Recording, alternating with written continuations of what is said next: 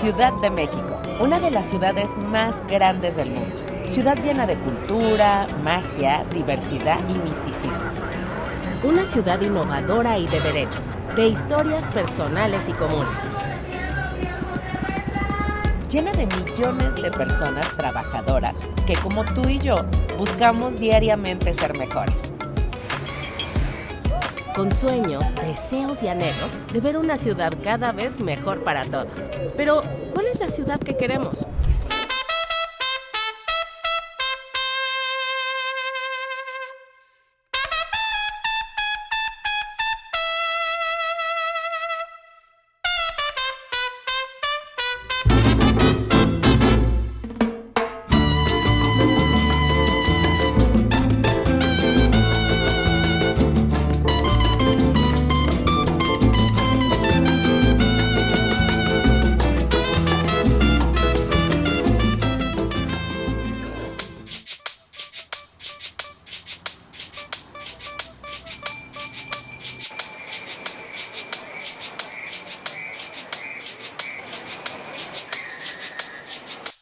Mi nombre es Yeshua González Velázquez, tengo 23 años, soy licenciado en Política y Gestión Social por la Universidad Autónoma Metropolitana, aquí en la Unidad Xochimilco. Actualmente trabajo como ayudante de investigación en el Departamento de Atención a la Salud, en el área de Salud y Sociedad, y también me desempeño como consejero por la Ciudad de México, en el Consejo Ciudadano de Seguimiento de Política Pública en materia de juventud del CONCEP, del INJUVE. Tengo un papá, una mamá, afortunadamente. Mi papá es de Veracruz, él también tiene una discapacidad, la misma discapacidad que yo. Él trabaja como consejero laboral en la Secretaría del Trabajo, en la Unidad Regional de Iztacalco. Y mi mamá es de Guadalajara, ella trabaja como asistente educativo con una familia. Y mi hermana estudia su licenciatura en teatro en la Escuela Nacional de Arte Teatral. Tenía muy claro que quería estudiar una carrera universitaria, pero también tenía claro que por la movilidad, me desplazo en silla de ruedas, pues tenía acotadas mis opciones. Yo vivo en Iztapalapa y era muy difícil pensar, a pesar de que quizás tuviera las capacidades para aplicar a algún examen de la UNAM o del Politécnico, era un poco difícil pensar en los trayectos y la movilidad durante 4 años seguidos.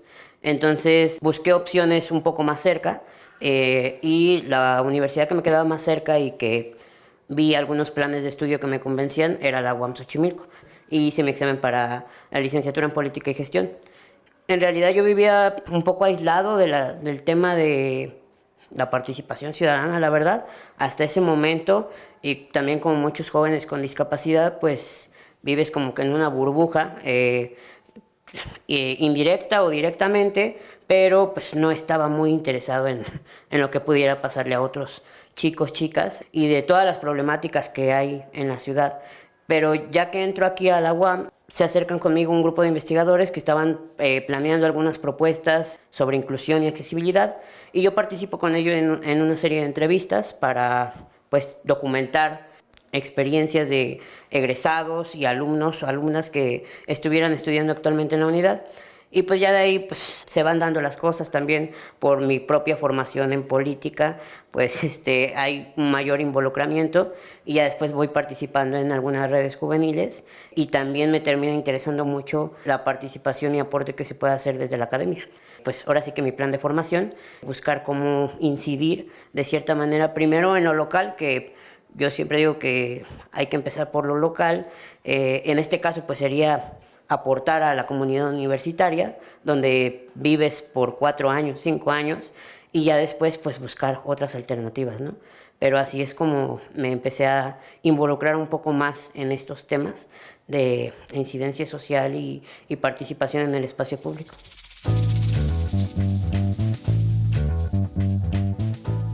Para que haya inclusión en la Ciudad de México, no solo Yeshua tiene que poner su granito de arena, sino todas y todos. Pero, ¿ustedes saben qué es una ciudad incluyente? Se trata de un espacio donde los habitantes tienen igualdad de oportunidades para participar en la vida urbana sin importar su edad, género, discapacidad, origen o condición socioeconómica.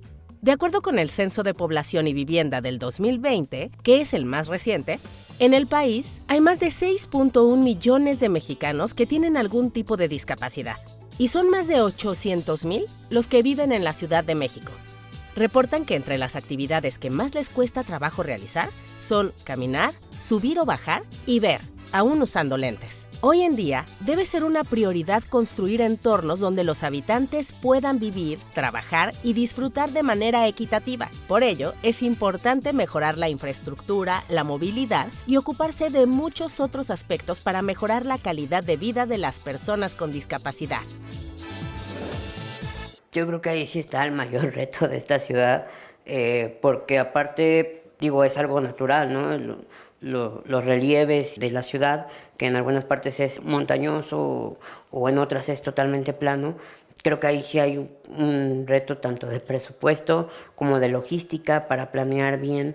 Yo pondría mucho el ojo en las concesiones que se hacen hacia las empresas que realizan los mantenimientos de las calles o las banquetas y todo eso, porque muchas veces realizan una banqueta y se les olvida la rampa. Y ya en pleno siglo XXI, cuando hay guías y para realizar las concesiones también, que la empresa tenga un plan para hacer accesible, incluyente el proyecto que ofrece al gobierno, pues es muy importante que el gobierno no otorgue proyectos de obra pública a empresas que no tengan contemplado justamente una movilidad pensada para toda la ciudadanía, ¿no? Creo que ahí es un punto muy interesante a plantear y a recuperar ahorita que va un nuevo gobierno, hacer hincapié en eso, en que hay cosas que desde la concepción fallan y pues ya después sale mucho más caro arreglarlo, ¿no? Pues es que las banquetas o son muy estrechas o están tapadas por comerciantes o por las mismas viviendas. Tienes que estar bajando a cada rato de las banquetas. El chiste es que las banquetas en la Ciudad de México en grandes zonas no son accesibles y por lo tanto ves a muchas personas usuarias de silla de ruedas abajo de las banquetas, no por gusto, sino por necesidad, y eso también representa un peligro constante para ellas y para los coches, ¿no? Porque aparte quizás en ciclovías, que antes también no había mucho, se ha avanzado mucho en el tema de las ciclovías, pero todavía están en zonas un poquito céntricas o de mayor poder adquisitivo, no tanto hacia las periferias otra vez.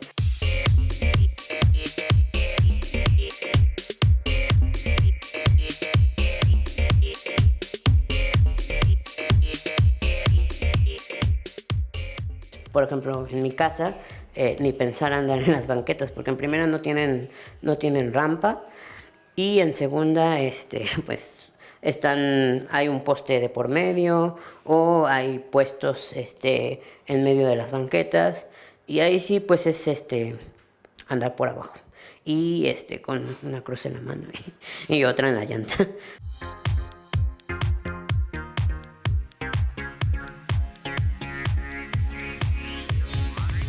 Respecto a la infraestructura, considero que nos hace falta todavía mucho pensar y concebir las ideas que tenemos para esta ciudad desde el diseño universal, que esté pensado para todas, todos y todes. Yo creo que algo que nos falta mucho es escuchar otras opiniones, escuchar diferentes convicciones para seguir construyendo. Algo que nunca va a abonar es la división. Y creo que escuchar siempre será lo mejor para empezar a construir una mejor ciudad.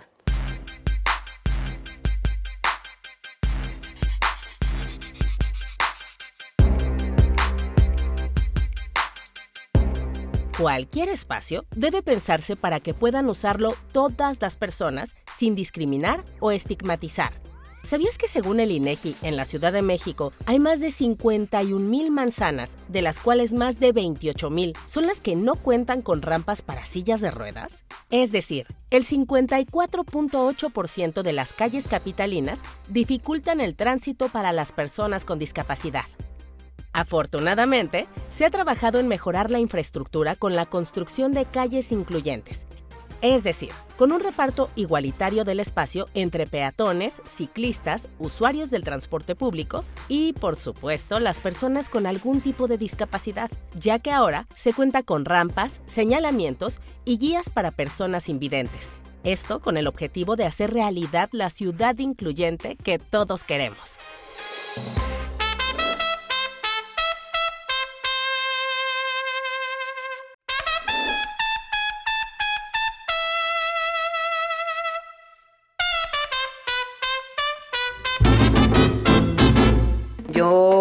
salgo de casa, mi papá maneja un automóvil adaptado. Él muchas veces me apoya o me ha apoyado durante gran parte de mi vida en los traslados, pero pues también ellos tienen una vida y hay que comer y hay que trabajar, entonces buscamos alternativas. Yo normalmente salgo de mi casa, su casa está ahí por Avenida Tláhuac, cerca de Tasqueña, y yo salgo rodando hasta cruzo Avenida Tláhuac para llegar a Eje 3.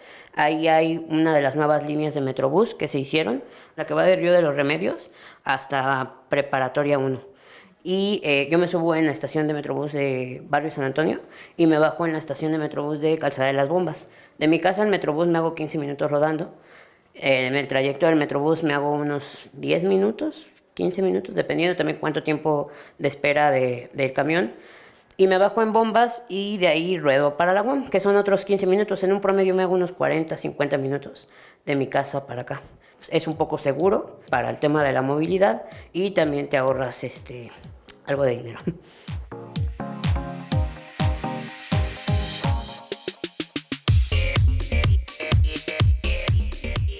Para la perspectiva de un joven con discapacidad, en el que gran parte de su infancia pues dependía y tuve el apoyo mucho tanto de mi papá como de mi mamá.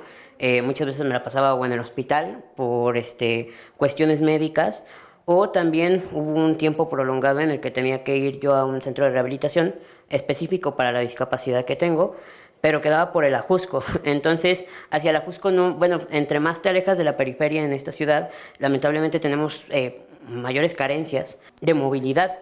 Y de accesibilidad, porque quizás podemos decir, bueno, un camión te lleva al Ajusco, pero un camión no tiene rampas ni tiene espacios designados. Entonces, yo recuerdo mi infancia, gran parte de mi infancia, que no utilizaba la silla de ruedas.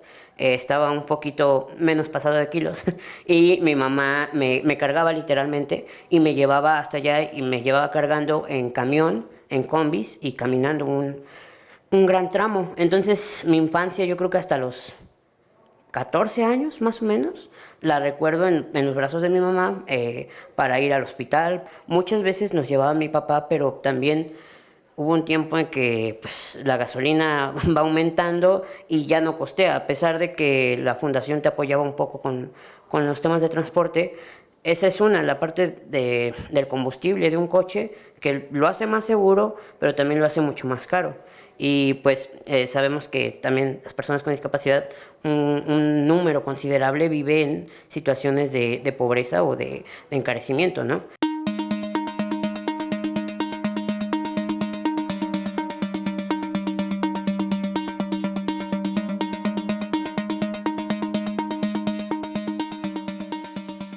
En la Ciudad de México, actualmente la oferta de movilidad y accesibilidad del transporte público se ha mejorado y se continúa trabajando para garantizar la accesibilidad de todos los usuarios, ya sea del metro, metrobús, RTP y tren ligero.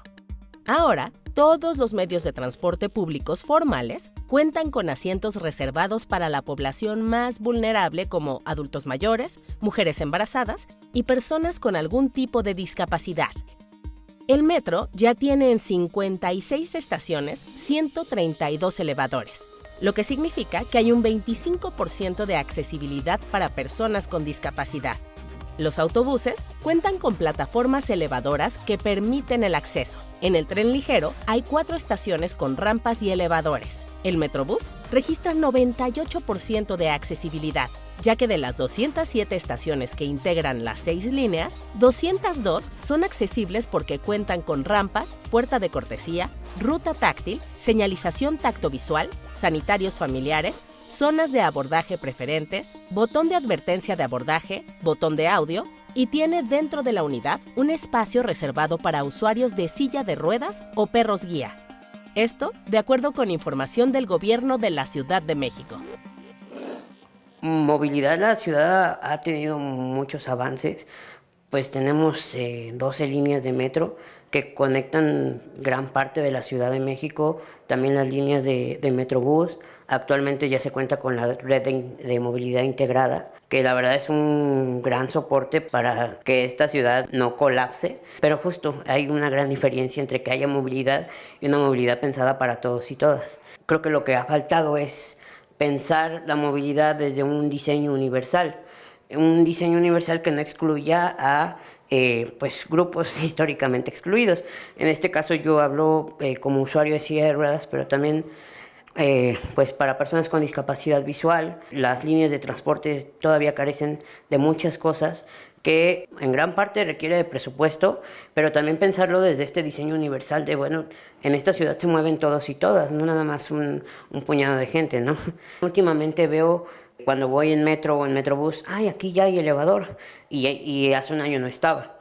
Entonces se ha invertido también mucho en esta cuestión de tratar de hacer más accesibles, más estaciones de metro. Yo lo he visto mucho en la línea azul, que es como que la que más frecuento, esa y la dorada. Ha habido más estaciones, por lo menos en los últimos 4 años, han puesto quizás, a lo mejor me equivoco en el dato, pero mínimo unos 4 o 5 elevadores nuevos en varias estaciones. Por ejemplo, Metro Tasqueña no tenía elevador y ahora ya tiene elevador. Y son cosas que también te van abriendo más posibilidades, ¿no? Esta parte de la movilidad es primordial, yo creo, para cualquier ser humano que tenga o no tenga discapacidad, porque limita tus posibilidades llegar a uno u otro lugar y pues también te cierra puertas.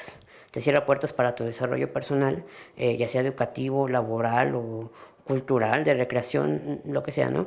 Quizás podríamos tener todas las líneas de metro con elevadores o todos los metrobuses con señales podotáctiles o en plantas bajas, pero si a la hora de requerir algún apoyo, yo he tenido muchos problemas en el metrobús, porque quizás el policía te ayuda, te apoya de la estación, pero el problema a veces viene con los choferes de los metrobuses. No respetan las señalizaciones. Por ejemplo, el metrobús tiene un botón para que se avise al conductor que va a subir una persona con discapacidad.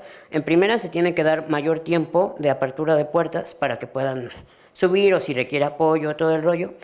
Y en segunda también, pues es esta cuestión de que queda un poco más pegado. A veces por la misma estructura del metrobús, del camión o eso, quedan separados por naturaleza y no se puede, pero ahí es cuestión de dar más tiempo. Y hay veces que no se respetan esos tiempos, que están ahí, están esas oportunidades tanto para la persona como para el chofer, para comunicarnos de distintas formas, pero no se respetan. Y cuando no se respetan tampoco pasa nada.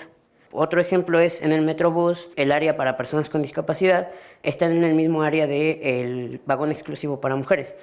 Y hay ocasiones en que no se respetan los espacios, seas mujer o hombre.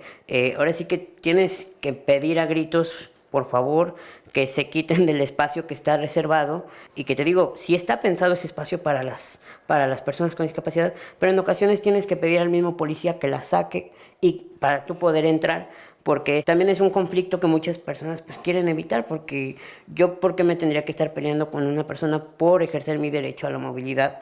Es un poco ahí esta cuestión, ¿no? Son cosas que no tendríamos que pelear porque son derechos que se están ejerciendo, pero que para bien o para mal seguimos peleando todavía. Yo soy un fiel creyente de que hemos avanzado muchísimo, también con esta nueva concepción de una ciudad para todas y para todos. Se han tomado muchas consideraciones. En la nueva ley de movilidad, las personas con discapacidad están hasta arriba también de la jerarquía junto a los peatones y estas cuestiones.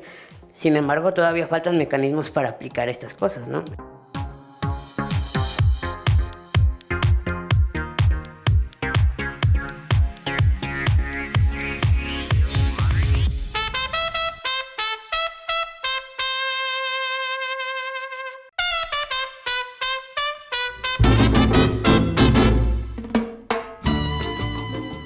Para el futuro inmediato en la Ciudad de México, la jefa de gobierno electa, Clara Brugada, se comprometió a crear una ciudad con movilidad plena con el Centro de Apoyo a Personas con Discapacidad, además de impulsar convenios con empresas para garantizarles empleo digno. Estas son algunas de las propuestas del Gran Plan Sin Discriminación, un sistema público de cuidados, casas de día para adultos mayores y personas con discapacidad, apoyo al deporte adaptado y paralímpico, mejorar accesibilidad en calles, escuelas, baños y transporte público, en especial en el metro, así como en instituciones y empresas, e impulsar la enseñanza de la lengua de señas desde la educación básica.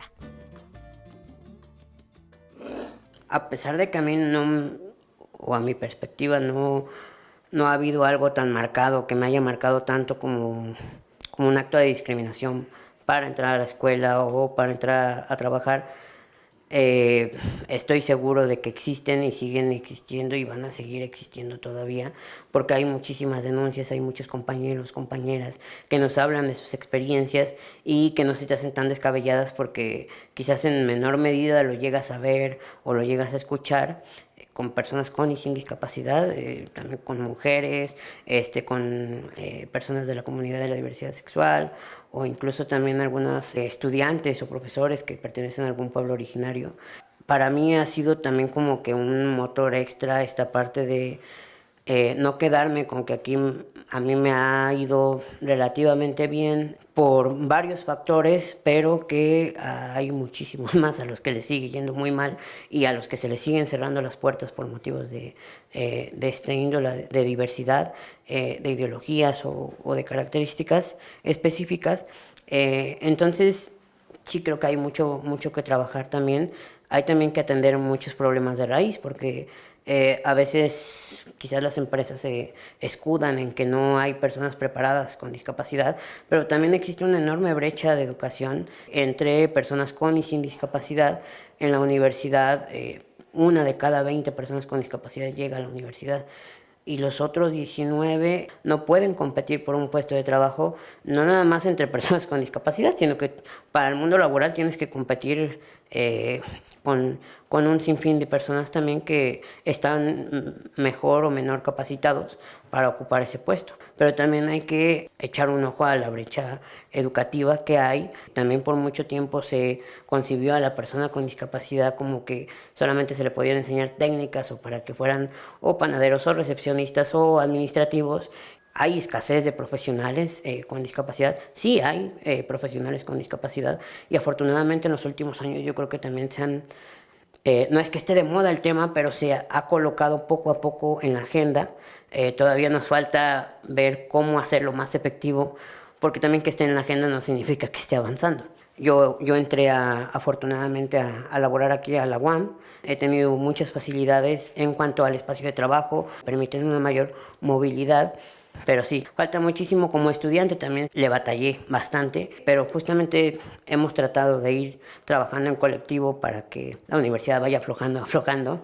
No nada más presupuesto, sino también esta parte de abrir espacios para que se hable del tema y para que pues se generen nuevas oportunidades.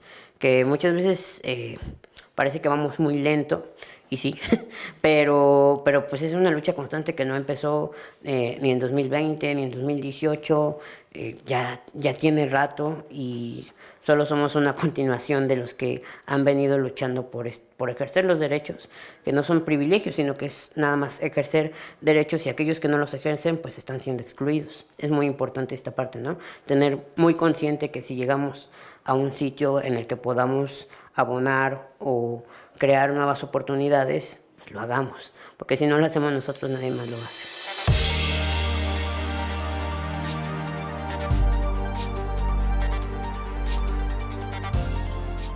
De acuerdo con el INEGI, las personas con discapacidad tienen poco acceso al mundo laboral. Solo 4 de cada 10 mexicanos forman parte de la población económicamente activa y cuando consiguen un empleo, perciben un ingreso mensual 13% menor. Por otra parte, la Encuesta Nacional de la Dinámica Demográfica señala que las personas con discapacidad tienen un promedio de escolaridad de solo 4.7 años, y esto se ve reflejado en la tasa de participación económica. Solo el 30% de este grupo tiene un empleo. Según el Consejo Nacional de Evaluación de la Política de Desarrollo Social, Coneval, 1 de cada 2 personas con discapacidad se encuentra en situación de pobreza y el 10% en pobreza extrema. Ante esta realidad, la administración actual está trabajando para mejorar este panorama en todos los aspectos. Y es por eso que cuenta con la pensión de bienestar para personas con discapacidad con el fin de apoyar a este sector de la población. La ciudad que quiero y que creo que queremos muchos es una ciudad en la que podamos elegir, en la que podamos luchar por nuestros sueños, por tratar de generar nuevas expectativas, personales, colectivas, en la que entren todos y todas y en las que no se excluya a nadie, ¿no? Una ciudad en la que cualquier persona pueda ir a un museo, una ciudad en la que cualquier persona que tiene el anhelo de estudiar una carrera universitaria pueda entrar a estudiar, una ciudad en la que podamos ir a los parques, una ciudad en la que se pueda salir de noche, en la que se pueda uno divertir con sus amistades. Creo que es eso, una ciudad que esté pensado para todas, todos y todes. Eso es algo que esperamos lograr algún día, y también una ciudad que esté pensada justamente para todos, pero también en el plano territorial, ¿no? No creer que la ciudad solamente es Benito Juárez, Miguel Hidalgo y esta parte céntrica, sino que la ciudad también es Azcapotzalco, es Coajimalpa, es Magdalena Contreras, es Tlalpan, tratando de integrar a todos a una ciudad que es de todos. Esta es la historia de Yeshua. Ahora sabes por qué es tan importante trabajar hacia una ciudad incluyente. Como ya lo viste, una ciudad que abraza la inclusión es una ciudad más fuerte y más unida. La inclusión promueve el bienestar colectivo, reduce desigualdades y enriquece la vida de todos sus habitantes. Conoce más historias de personas que, como tú y yo, buscamos vivir en la ciudad que queremos. ¡Hasta la próxima!